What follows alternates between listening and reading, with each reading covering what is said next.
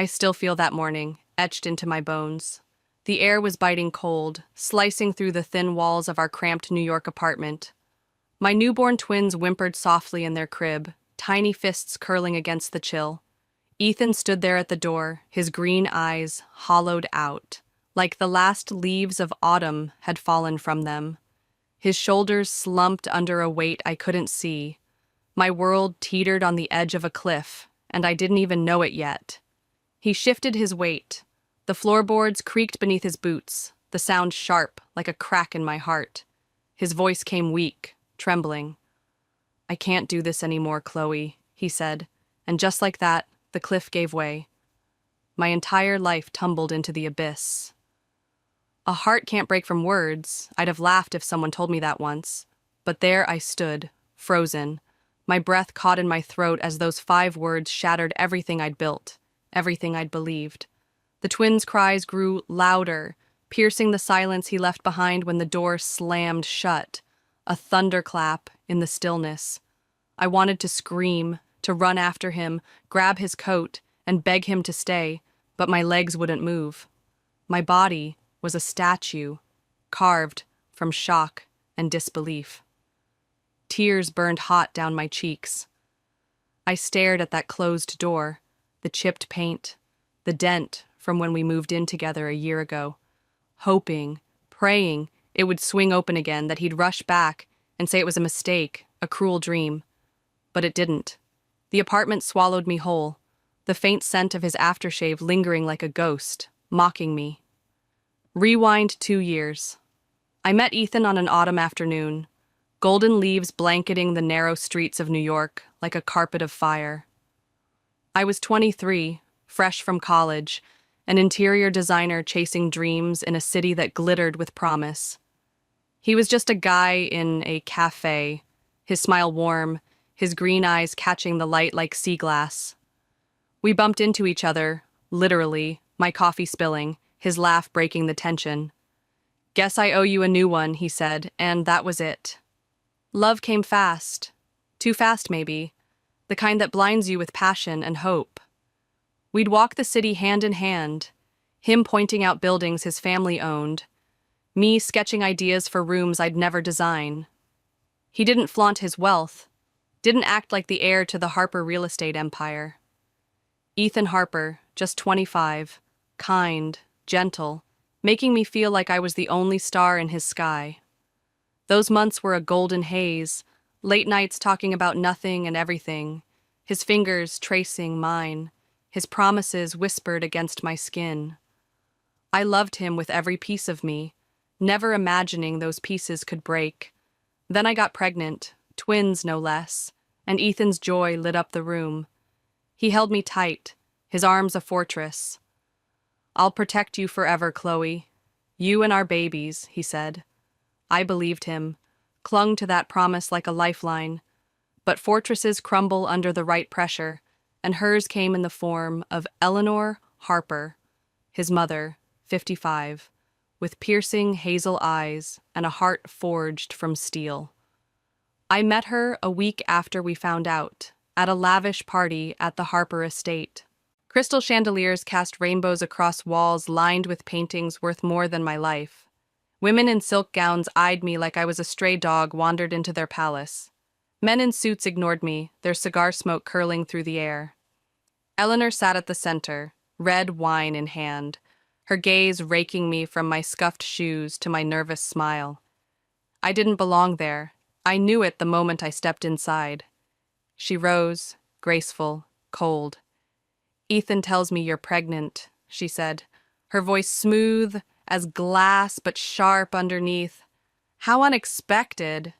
No warmth, no welcome, just those 2 words hanging between us. Ethan squeezed my hand, his smile weak, trying to bridge the gap, but I felt it, the tension coiling in him, the worry flickering in his eyes.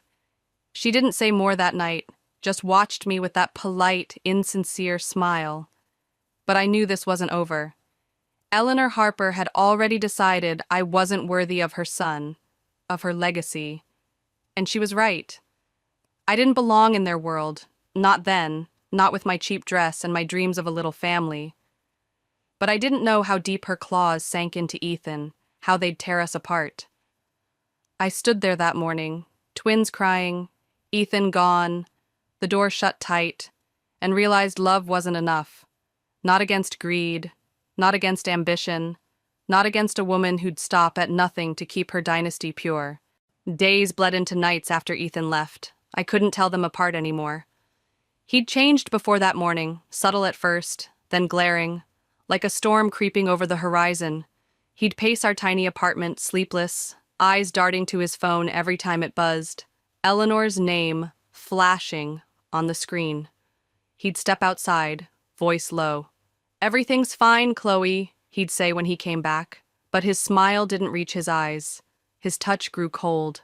I'd ask what was wrong. He'd shrug it off. "Nothing to worry about," he'd whir. "Hichi daseshi," Mari mutterer, but the unease gnawed at me sharper each day. The twins came 2 weeks before he walked out. I was 25, exhausted, body aching from labor, heart swollen with love as I held them. Ethan was there in the hospital room, smiling, gentle, cradling our babies. His green eyes softened for a moment. I thought we'd made it, thought we'd be okay. But there was a wall between us, invisible, unyielding. I'd reach for him, he'd pull back. Not physically, but I felt it. A distance I couldn't cross, a shadow growing thicker. Then, that morning hit. He stepped inside, burdened, like he carried the weight of the Harper estate on his back. I was rocking the twins, their cries a soft hum.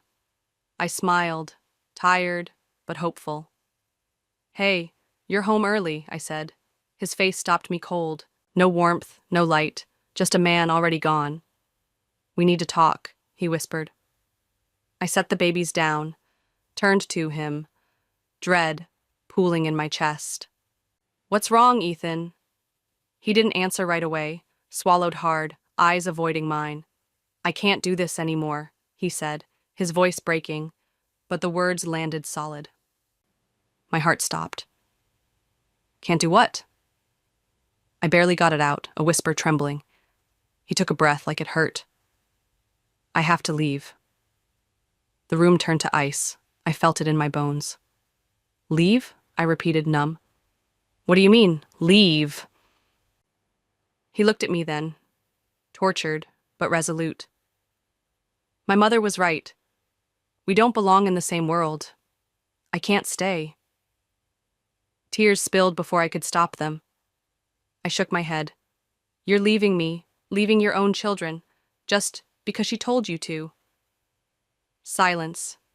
He didn't fight, didn't falter. The man I loved was gone, replaced by a coward, a puppet. I saw it in his eyes. Eleanor had won. "I'm sorry," he said, turned, and walked out. The door slammed shut behind him. I stood there, twins wailing, apartment empty, unbearably cold. My sobs mixed with their cries, echoing off the peeling walls. I couldn't eat, couldn't sleep, just held them close, their tiny bodies warm against mine, the only thing keeping me from breaking completely. My body still ached from giving birth, stitches pulling every time I moved, but that pain was nothing, nothing, compared to the hole Ethan ripped through me. Days dragged on. I was a ghost in my own life. The phone rang endlessly. Friends worried, acquaintances checking in.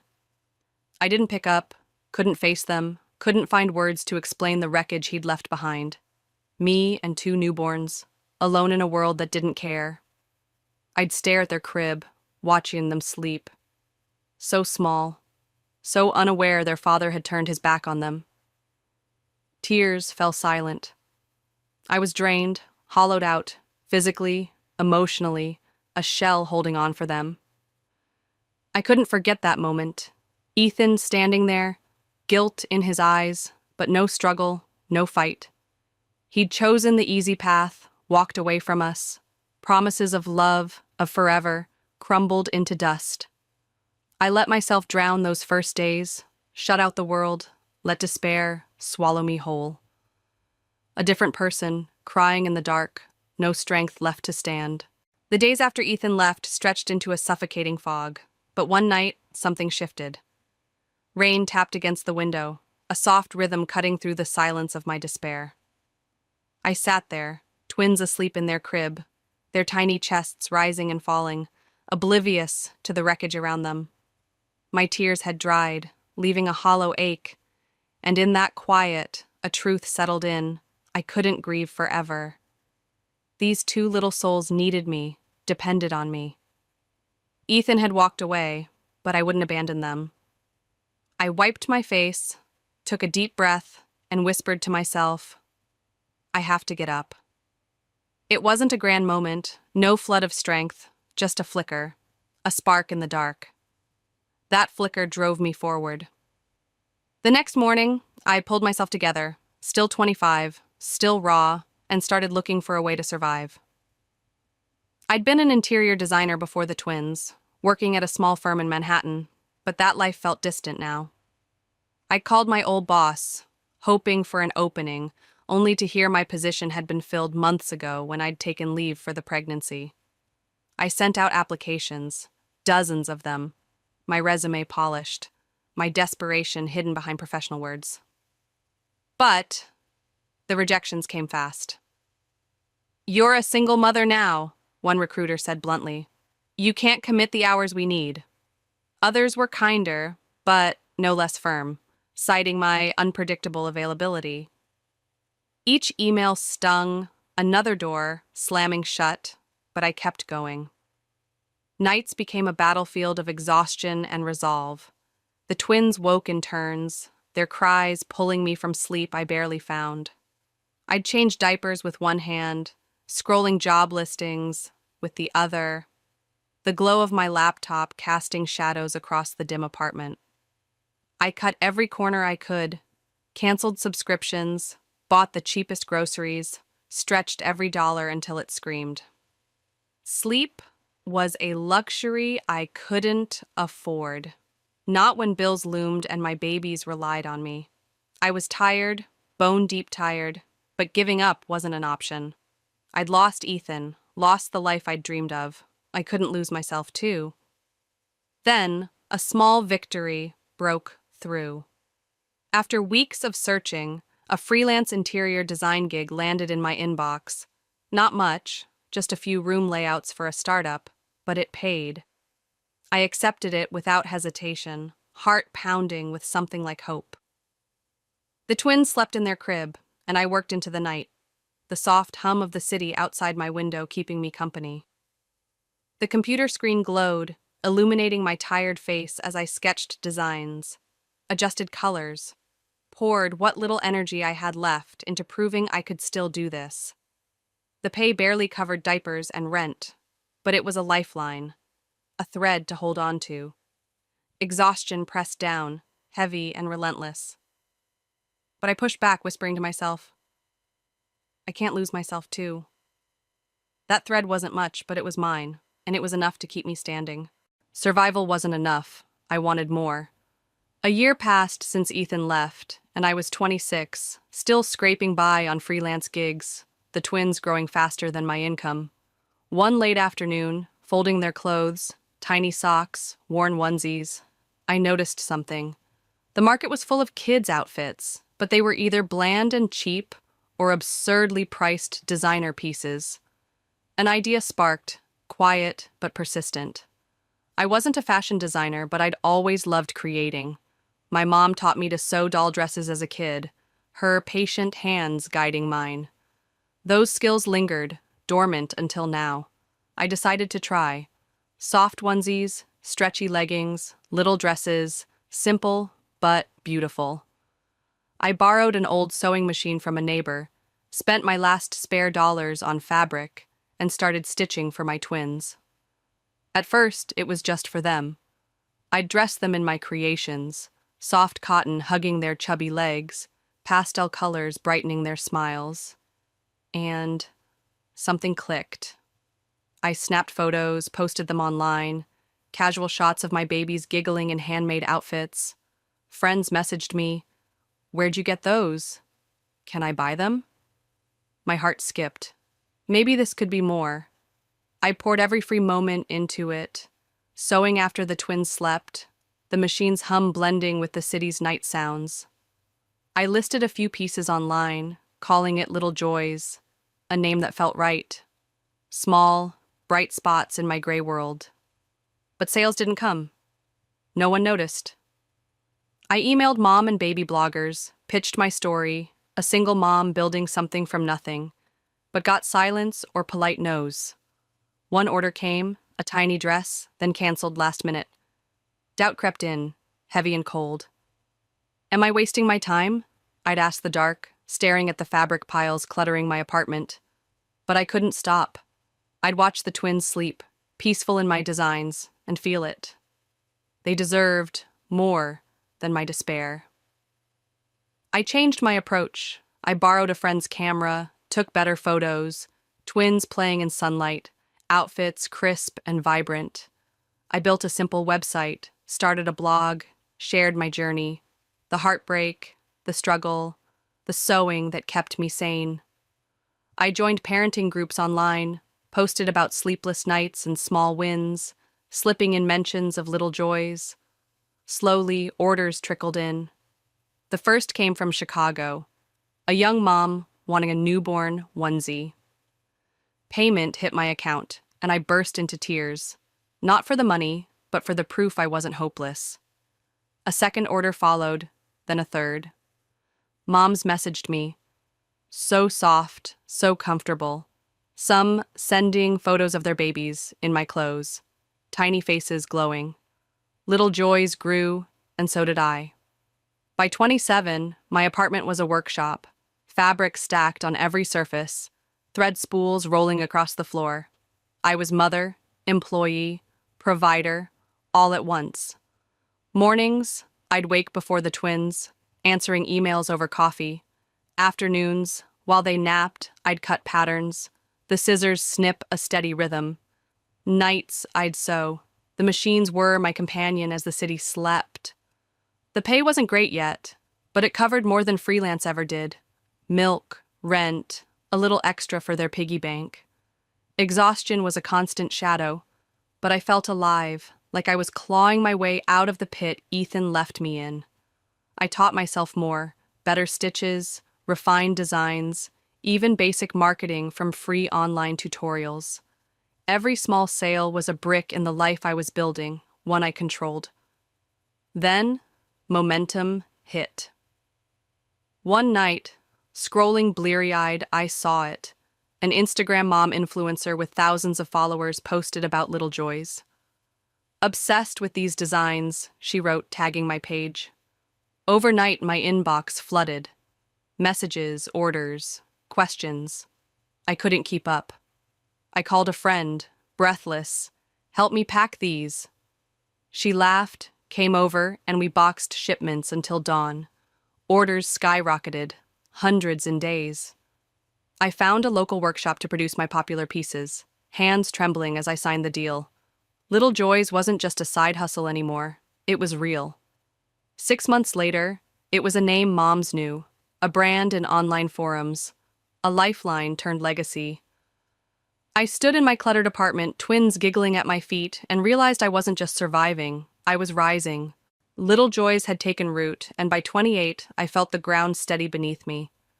That Instagram post had lit a fuse, orders poured in faster than I could sew, a tidal wave of demand crashing over my tiny apartment workshop. My inbox overflowed with messages, moms raving about the softness, the fit, the way my designs made their kids smile. I couldn't handle it alone anymore. I enlisted a friend to pack boxes, her hands flying as we laughed over coffee-stained tables, shipments stacking up like monuments to my grit. Then I found a small local workshop, 3 seamstresses with quick fingers and kind eyes, signing a contract to produce my bestsellers. My hands trembled as I scrawled my name, Chloe, 28 single mom, now a business owner. A retail chain emailed, a big one in New York, wanting to stock Little Joys in their stores. I set my phone down, breath catching. I never dreamed this, I whispered to the empty room.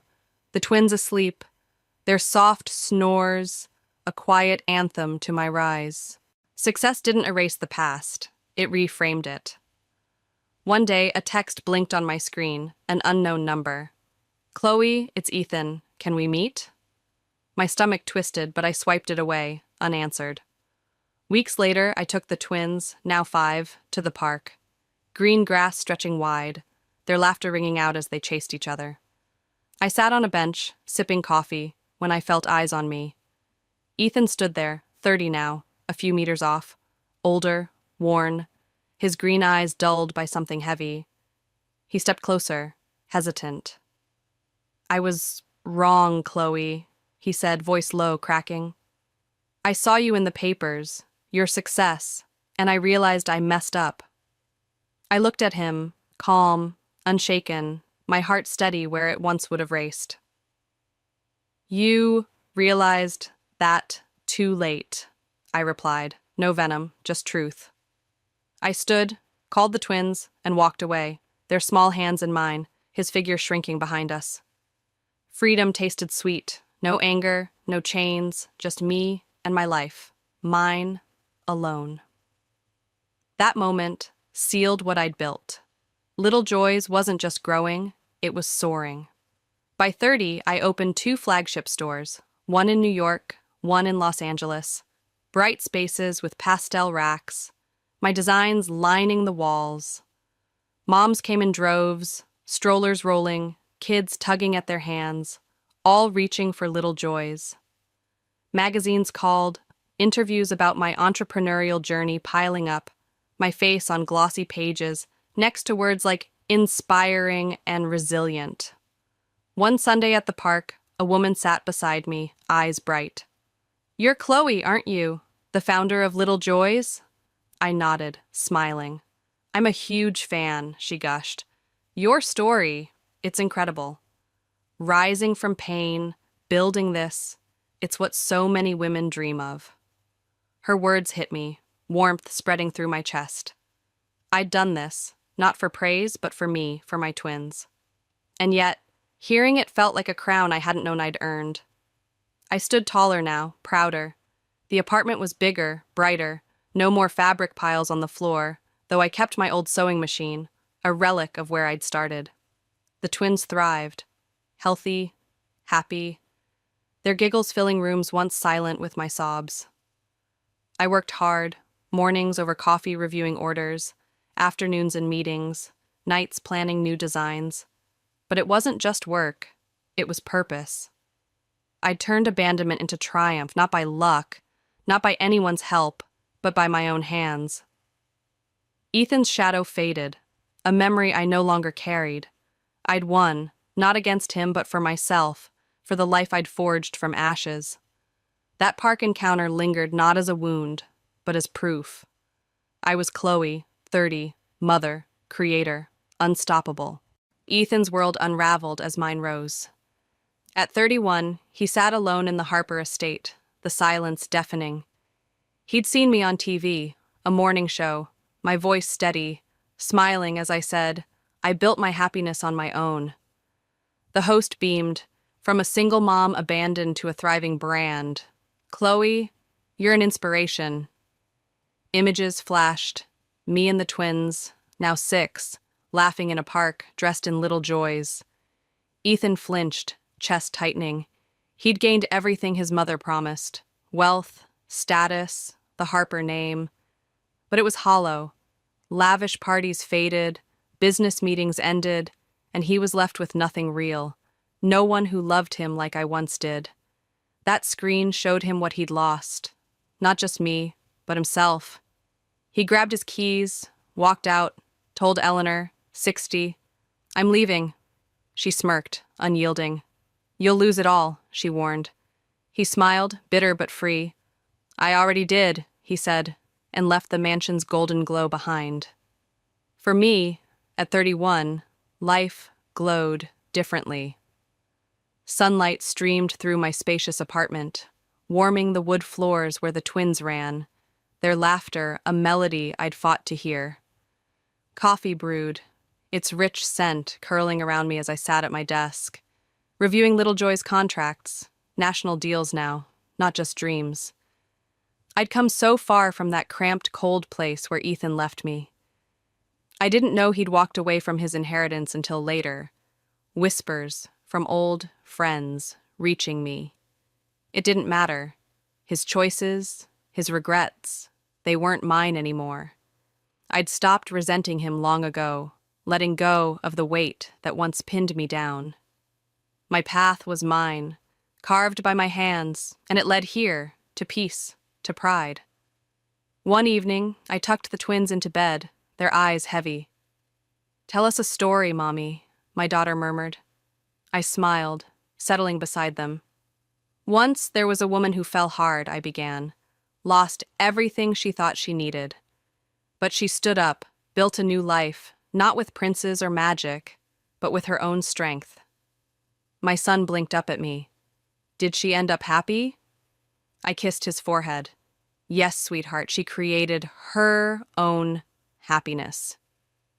They drifted off and I lingered at the doorway, watching them sleep. Two perfect pieces of my heart, unaware of the battles I'd won for them. That night, I stood alone in the quiet, the city humming beyond my windows. I thought back to that morning Ethan left, the despair that swallowed me, the years of clawing upward. I wasn't that woman anymore, fragile, pleading, broken. I'd saved myself, built a life that didn't need him, didn't need anyone's validation. Little Joys was everywhere now, stores, articles, Mom's grateful notes. But the real victory was this: my freedom, my joy, my control. The twins slept, the world turned, and I knew I was exactly where I belonged. Strong, whole, in charge of my destiny. Life doesn't always unfold as we expect. It twists, it breaks, it tests us. Chloe's journey proves that adversity doesn't define us. How we face it does. Abandoned at her weakest, a single mom with 2 infants in a cold apartment, she hit rock bottom. But she didn't stay there. She rebuilt herself, step by painful step, turning pain into purpose, loss into little joys. A brand that's more than clothes, it's her legacy. She didn't need saving, didn't need Ethan's regret or anyone's permission. Her success, her happiness, her freedom, they're hers, forged by her own hands. This isn't about revenge or bitterness. It's about growth, resilience, reclaiming a life torn apart. Chloe stands as proof of a woman's strength, not in fairy tales, but in the real world, where tears dry and hands build. From a shattered heart to a thriving empire, she found herself again, not through luck, but through will. Her story echoes for anyone who's fallen, whispering that you can rise, that you can create your own light. What do you think of Chloe's journey? Did her choices resonate with you? Letting go of Ethan, building little joys, choosing herself? Share your thoughts below. Let's talk about the paths we carve from pain. And if her story stirred something in you, follow along.